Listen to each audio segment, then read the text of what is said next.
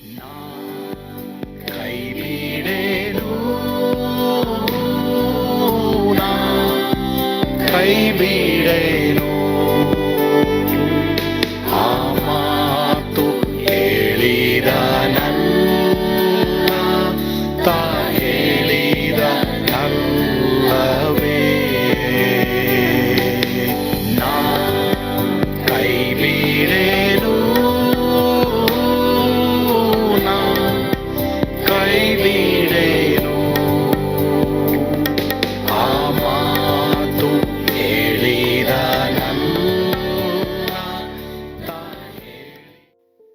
ಯೇಸು ಕೈ ಬಿಡನು ದೈನಂದಿನ ಸತ್ಯವೇದ ಅಧ್ಯಯನಕ್ಕೆ ನಿಮ್ಮೆಲ್ಲರನ್ನ ಆಹ್ವಾನ ಮಾಡ್ತೇನೆ. ಇದು 12ನೇ ತಿಂಗಳು. ಈ ವರ್ಷವನ್ನ ಮುಖ್ಯವಾಗಿ 12 ತಿಂಗಳನ್ನು ನಾವು ಮುಗಿಸುವ ಹಾಗೆ ನಮಗೆ ದೇವರು ಕೃಪೆ ಕೊಟ್ಟಿದ್ದಾರೆ. ದೇವರು ಎಂಥ ಬಾವಿಯಲ್ಲಿ ನಾವು ಬಿದ್ದಿದ್ರು ದೇವರು ನಮ್ಮನ್ನು ಮೇಲಕ್ಕೆತ್ತಿ ಬಂಡೆ ಮೇಲೆ ನಿಲ್ಲಿಸಿದ್ದಾರೆ. ಇದು ನಿಜವಾಗಲೂ ಕರ್ತನ ಒಂದು ಕೃಪೆ. ಸೊ ಈ ತಿಂಗಳೆಲ್ಲ ನಾವು ದೇವರನ್ನ ಸ್ತುತಿಸೋರಾಗಿರಬೇಕು, ದೇವರನ್ನ ಕೊಂಡಾಡೋರಾಗಿರಬೇಕು. ಕೆಲವು ಭಾಗಗಳನ್ನ ನಾವು ನೋಡ್ತೀವಿ ಸತ್ಯವೇದದಲ್ಲಿ, but at the same time ಕೆಲವು ಸಲ ನಾವು ಸ್ತುತಿಯ ಬಗ್ಗೆ, ದೇವರನ್ನ ಯಾಕೆ ನಾವು ಸ್ತುತಿಸ್ಬೇಕು, ಕೊಂಡಾಡಬೇಕು, ಅದರ ಕುರಿತು ಸಹ ನಾವು ಕಲಿತೇವೆ. ಇವತ್ತು ನಾವು ಇದು 12ನೇ ತಿಂಗಳ ಮೊದಲನೇ ದಿನ ಆಗಿರೋದ್ರಿಂದ ಇವತ್ತು ನಾವು ಒಂದು ವಾಗ್ದಾನ ನಾವು ನೋಡ್ಕೊಳ್ಳೋಣ. ಕೀರ್ತನೆ 65 1ರಿಂದ 3ನೇ ವಚನವನ್ನ ನಾವು ಧ್ಯಾನ ಮಾಡೋಣ. ದೇವರೇ, ಚೀಯೋನಿನಲ್ಲಿ ನಿನಗೋಸ್ಕರ ಸ್ತೋತ್ರವು ಸಿದ್ಧವಾಗಿದೆ, ಹರಕೆಗಳು ನಿನಗೆ ಸಲ್ತವೆ. ಪ್ರಾರ್ಥನೆಯನ್ನು ಕೇಳುವವನೇ, ನರರೆಲ್ಲರೂ ನಿನ್ನ ಬಳಿಗೆ ಬರ್ತಾರೆ. ನನ್ನ ಪಾಪಗಳನ್ನ ನಿವಾರಿಸಲು ನನ್ನಿಂದ ಆಗುವುದಿಲ್ಲ, ಆದರೆ ನಮ್ಮ ದೋಷ ಪರಿಹಾರಕನು ನೀನೆ. ಇಲ್ಲಿ ಒಂದು 4-5 ವಾಗ್ದಾನಗಳನ್ನ ನಾವು ನೋಡ್ತೇವೆ, ಮತ್ತೆ ನುಡಿಯೋದನ್ನು ಸಹ ನಾವು ನೋಡ್ತೀವಿ. ಈ ತಿಂಗಳಲ್ಲಿ ಇದು ಬಹಳ ಪ್ರಾಮುಖ್ಯವಾದಂಥ ಒಂದು ಅರಿಕೆ ನಿಮಗಾಗಿರಲಿ. ಒಂದನೇದಾಗಿ, ದೇವರೇ, ಚೀಯೋನಿನಲ್ಲಿ ನಿನಗೋಸ್ಕರ ಸ್ತೋತ್ರವು ಸಿದ್ಧವಾಗಿದೆ. ಈ ತಿಂಗಳು ನಿಮ್ಮ ಮನೆಯಲ್ಲಿ ಬರೀ ಸ್ತೋತ್ರ ಇರಲಿ, ಸಭೆಗಳಲ್ಲಿ ಸ್ತೋತ್ರ ಇರಲಿ. ಮಾತ್ರವಲ್ಲದೆ ನೀವು ಮಾಡುವಂಥ ಒಂದೊಂದು ಕಾರ್ಯಗಳಲ್ಲಿ ನಿಮಗೆ ಸ್ತೋತ್ರನೇ, ಥ್ಯಾಂಕ್ಫುಲ್ನೆಸ್ ಇರಲಿ. ಕುಷ್ಠರೋಗಿಗಳು 10 ಜನ ಬರ್ತಾರೆ, ಎಲ್ಲರೂ ಸ್ವಸ್ಥವಾಗ್ತಾರೆ, ಬಟ್ ಒಬ್ಬನು ಮಾತ್ರ ಯೇಸುಸ್ವಾಮಿಗೆ ಉಪಕಾರವನ್ನ, ಸ್ತುತಿ ಸ್ತೋತ್ರಗಳನ್ನ, ಕೃತಜ್ಞತೆ ಸಲ್ಲದಕ್ಕೆ ಬರ್ತಾನೆ. ಯಾಕೆ ಎಂಬುದಾಗಿ ನಾವು ನೋಡಬೇಕಾದ್ರೆ ಅಲ್ಲಿ ಅವನಿಗೆ ಒಂದು ಬರೀ ಬೇಡಿಕೆ ಮಾತ್ರ ಅಲ್ಲ, ಅವನಿಗೆ ಬೇಡಿಕೆಯನ್ನ ನೆರವೇರಿಸಿದಂಥ ದೇವರಿಗೆ ಸ್ತೋತ್ರ ಸಲ್ಲಿಸಬೇಕೆಂಬಂತ ಹೃದಯನೂ ಇರ್ತದೆ. ಅದಕ್ಕೆ ಯೇಸುಸ್ವಾಮಿ ಏನ್ ಹೇಳ್ತಾರೆ, ನಿನ್ನ ನಂಬಿಕೆ ನಿನ್ನನ್ನು ಸ್ವಸ್ಥ ಮಾಡಿತು. ಅಂದ್ರೆ ಈ 9 ಜನರಿಗೆ ರೋಗ ಸ್ವಸ್ಥತೆ ಆಯಿತು, ಆದರೆ ಪಾಪ ಕ್ಷಮಾಪಣೆ ಆಗಿಲ್ಲ. ಬಟ್ ಬೇರಾಸ್ ಈ ಒಬ್ಬನಿಗೆ ರೋಗ ಸ್ವಸ್ಥತೆನೂ ಆಯಿತು, ಪಾಪ ಕ್ಷಮಾಪಣೆನೂ ಆಯಿತು, ಅವನಿಗೆ ನಿತ್ಯ ಜೀವ ಸಿಕ್ತು. ಅದರಿಂದ ಸ್ತುತಿ ಸ್ತೋತ್ರವನ್ನ ಈ ತಿಂಗಳೆಲ್ಲ ಮಾಡಿ, 11 ತಿಂಗಳು ಬೇಡ್ಕೊಂಡಿದ್ದೀರಾ, ಈ 1 ತಿಂಗಳಾದರೂ ದೇವರಿಗೆ ನಿಮ್ಮ ಮನೆಯಿಂದ, ನಿಮ್ಮ ಬಾಯಿಂದ ಸ್ತೋತ್ರ ಉಂಟಾಗಲಿ. 2ನೇದಾಗ ವಾಕ್ಯದಲ್ಲಿ ನೋಡ್ತೀವಿ, ಹರಕೆಗಳು ನಿನಗೆ ಸಲ್ತವೆ. ನೀವೇನೇನು ಹರಕೆ ಮಾಡಿದ್ದೀರಾ ದೇವರಿಗೆ, ಆ ಹರಕೆಗಳು ದೇವರಿಗೆ ಸಲ್ಲಲಿ. ಏನೇನು ತೀರ್ಮಾನ ಮಾಡಿದ್ದೀರಾ, ಹರಕೆ ಅಂದ್ರೆ ತೀರ್ಮಾನ, ಏನೇನು ತೀರ್ಮಾನ ಮಾಡಿದ್ದೀರಾ ಆ ತೀರ್ಮಾನಗಳನ್ನೆಲ್ಲ ನೀವು ಕೈಗೊಂಡು ನಡೀರಿ. 3ನೇದಾಗಿ, ಪ್ರಾರ್ಥನೆಯನ್ನ ಕೇಳುವವನೇ, ನರರೆಲ್ಲರೂ ನಿನಗೆ ಬಳಿಗೆ ಬರ್ತಾರೆ. ಪ್ರಾರ್ಥನೆಯನ್ನ ದೇವರು ಕೇಳ್ತಾರೆ. ಹೀಗಾಗಿ ನಾವು ದೇವ್ರ ಬಳಿಗೆ ಬರ್ಬೇಕು. ಅವ್ರ ಜೀವ ಸ್ವರೂಪನಾದ ದೇವರು, ನಿನ್ನ ಪ್ರಾರ್ಥನೆ ನೀಡಿಕೆ ಏನಿದೆ ಅದನ್ನೆಲ್ಲ ದೇವ್ರು ಕೇಳಿದ್ದಾರೆ. ಅದರಿಂದಲೇ ನಾನು ಇವತ್ತು ಈ 12ನೇ ತಿಂಗಳಲ್ಲಿ ದೇವರಿಗೆ ಸ್ತೋತ್ರ ಮಾಡಕ್ಕೆ ಸಾಧ್ಯವಾಗ್ತಾ ಇದೆ. ಒಂದು ವೇಳೆ ಯಾರಾದ್ರೂ ಇವತ್ತು ಹೊಸದಾಗಿ ಕೇಳ್ತಾ ಇದ್ದೀರಾ, ಯೇಸುಸ್ವಾಮಿಗೆ ನಿಮ್ಮ ಹೃದಯವನ್ನು ಕೊಡ್ರಿ, ನಾನು ಪಾಪಿ ಎಂಬುದಾಗಿ ಒಪ್ಪಿಕೊಳ್ಳ್ರಿ, ಪಶ್ಚಾತ್ತಾಪ ಪಡ್ರಿ, ಆತನ ದೇವರನ್ನ ಕರ್ತನಾಗಿ ಅಂಗೀಕರಿಸಿಕೊಳ್ಳ್ರಿ. ಆತ ನಿಮ್ಮ ಹೃದಯದಲ್ಲಿ ಬರ್ತಾರೆ. ನಿಮ್ಮ ಪ್ರಾರ್ಥನೆಗಳಿಗೆಲ್ಲ ಅವರು ಉತ್ತರ ಅವರ ರೀತಿಯಲ್ಲಿ ನಿಮಗೆ ಕೊಡೋರಾಗಿರ್ತಾರೆ. ಮಾತ್ರವಲ್ಲದೆ ನನ್ನ ಪಾಪಗಳನ್ನ ನಿವಾರಿಸಲು ನನ್ನಿಂದ ಆಗುವುದಿಲ್ಲ. ಎಷ್ಟು ಜನ ಪಾಪಗಳಲ್ಲಿ ಬಿದ್ದು ಅದರಿಂದ ಮೇಲಕ್ಕೆ ಬರಕ್ಕಾಗ್ತಾ ಇಲ್ಲ, ಭಯ ಪಡಬೇಡ್ರಿ. ನಿಮ್ಮ ಹತ್ರ ಆಗದೇ ಇರುವಂಥದ್ದನ್ನ, ಅದು ಅಡಿಕ್ಷನ್ ಆಗಿರ್ಬೋದು, ಅದು ಯಾವುದೇ ರೀತಿಯ ಒಂದು ಪಾಪದ ಕೃತ್ಯಗಳಿರ್ಬೋದು, ಅದರಲ್ಲಿ ನೀವು ಬಿದ್ದೋಗಿದ್ದೀರಾ, ಮೇಲಕ್ಕೆ ಬರಕ್ಕಾಗ್ತಾ ಇಲ್ವಾ, ಇಲ್ಲಿ ಏನು ವಾಗ್ದಾನ ದೇವರು ಮಾಡಿದ್ದಾರೆ, ಆದರೆ ನಮ್ಮ ದೋಷ ಪರಿಹಾರಕನು ನೀನೇ. ಅಂದ್ರೆ ಯೇಸು ಸ್ವಾಮಿ ಶಿಲುಬೆಯ ಮೇಲೆ ರಕ್ತವನ್ನು ಸುರಿಸಿ, ಗಾಯಗಳನ್ನ ಅನುಭವಿಸಿ, ಶ್ರಮೆಯನ್ನು ಅನುಭವಿಸಿ, ಆತನು ಸತ್ತು ಸಮಾಧಿಯಲ್ಲಿ ನಿಲ್ಪಟ್ಟನು, 3ನೇ ದಿನ ಎದ್ದು ಬಂದರು. ಅವ್ರು ಏನ್ ಹೇಳ್ತಾರೆ, ನನ್ನನ್ನ ನಂಬುವವನಿಗೆ ನಿತ್ಯ ಜೀವ ಉಂಟು, ಮಾತ್ರವಲ್ಲದೆ ನಾನು ನಂಬಿಗಷ್ಟು ನೀತಿವಂತನಾಗಿರೋದನ್ನ ನಿಮ್ಮ ಸಕಲ ಪಾಪಗಳನ್ನ ನಿವಾರಣೆ ಮಾಡಿ ನಾನು ಶುದ್ಧ ಮಾಡ್ತೀನಿ ಎಂಬುದಾಗಿ ಹೇಳ್ತಾರೆ. ಆದ್ರೆ ನಾವೇನ್ ಮಾಡ್ಬೇಕು, ಒಪ್ಪಿಕೊಂಡು ಅರಿಕೆ ಮಾಡಬೇಕು. ಇಂತಿಂಥ ಪಾಪಗಳು ನಾನು ಮಾಡದೆ ದೇವರೇ ಎಂಬುದಾಗಿ ನಾವು ಒಪ್ಪಿಕೊಂಡು ಅರಿಕೆ ಮಾಡುವಾಗ ಆತ ನಮ್ಮನ್ನ ಶುದ್ಧೀಕರಿಸ್ತಾರೆ. ಈ ವಾಗ್ದಾನಗಳು ನಿಮ್ಮ ಜೀವಮಾನದಲ್ಲಿ ಈ ತಿಂಗಳೆಲ್ಲ ನೆರವೇರಲಿ. ಈ ತಿಂಗಳು ಸ್ತೋತ್ರ ಮಾಡೋದನ್ನ ಮರಿಬೇಡ್ರಿ. ಕರ್ತನು ನಿಮ್ಮನ್ನು ಆಶೀರ್ವದಿಸಲಿ. ಆಮೇಲೆ ಪ್ರಾರ್ಥಿಸೋಣವಾ. ನಮ್ಮನ್ನು ಬಹಳವಾಗಿ ಪ್ರೀತಿ ಮಾಡಿದಂತ ನಮ್ಮ ಸ್ವರ್ಗೀಯ ತಂದೆ ಆದರೂ ನಿಮಗೆ ಸ್ತೋತ್ರ. ಈ ದಿನ ದೇವರೇ ಸ್ವಾಮಿ, ನಮಗಿಂತ ಒಂದು ಒಳ್ಳೆ ವಾಗ್ದಾನ ಕೊಟ್ಟಿದ್ಯಪ್ಪ. ಇನ್ನೂ ಯಾರ್ಯಾರು ಪಾಪದಲ್ಲಿ ಬಿದ್ದಿದ್ದಾರೆ, ಅದರಿಂದ ಅವರಿಗೆ ಬಿಡುಗಡೆ ಆಗಕ್ಕಾಗ್ತಾ ಇಲ್ಲ, ಅವರೆಲ್ಲರಿಗೂ ಬಿಡುಗಡೆ ಕೊಡು. ಸ್ವಸ್ಥತೆಯನ್ನು ಅವ್ರಿಗೆ ಕೊಡು.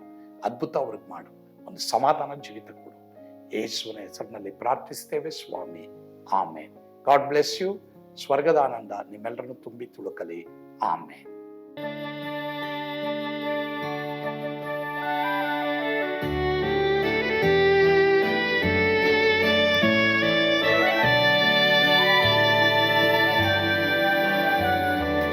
ಓ ಎಂತ ಅದ್ಭುತವಾದ ದಿನ, ನಾನೆಂದಿಗೂ ಮರೆಯೇನು. ಪಾಪಂಧಕಾರದೊಳ್ ಅಲೆದೇನ, ರಕ್ಷಕನ ಕಂಡೇನು. ಕೋಮಲ ಕರುಣೆಯುಳ್ಳ ಯೇಸು ಎನ್ ಕೊರತೆ ನೀಗಿದ. ಕತ್ತಲೆ ಹೋಯಿತು, ಜ್ಯೋತಿಯು ಮೂಡಿತು, ನಾನೀಗ ಧನ್ಯನಾದೆ. ಸ್ವರ್ಗದ ನಂದ ಎನ್ನಾತ್ಮ ತುಂಬಿತು. ಶಿಲುಬೆನಾಥ ಎನ್ ಸ್ವಸ್ಥ ಕೈದನು. ಎನ್ ಪಾಪ ತೋಳೆದ, ಈರುಳ ದಿನಕ್ಕೆ ತಿರುಗಿದ. ಸ್ವರ್ಗದ ನಂದ ಎನ್ನಾತ್ಮ ತುಂಬಿತು.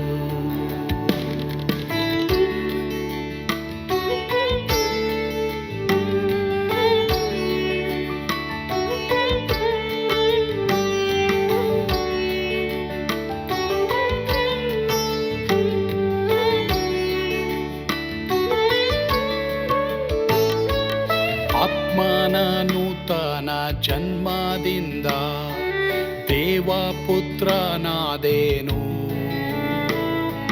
ನೀತಿ ನಿರ್ಣಯವ ಹೊಂದಿದೇನು, ಭಾಗ್ಯವಂತನಾದೇನು. ಪಾಪಾತ್ಮನಾಗಿ ನಾ ಬಂದಾಗಲೇ ಆಶೀರ್ವಾದ ಸಿಕ್ಕಿತು. ಕೃಪೆಯ ಮೂಲವೇ ರಕ್ಷಣೆ ಹೊಂದಿದೆ, ಸುನಾಮ ಕೊಂಡಾಡುವೆ. ಸ್ವರ್ಗದ ನಂದ ಎನ್ನಾತ್ಮ ತುಂಬಿತು. ಶಿಲುಬೆನಾಥ ಎನ್ ಸ್ವಸ್ಥ ಕೈದನು. ಎನ್ ಪಾಪ ತೋಳೆದ, ಈರುಳ ದಿನಕ್ಕೆ ತಿರುಗಿದ. ಸ್ವರ್ಗದ ನಂದ ಎನ್ನಾತ್ಮ ತುಂಬಿತು.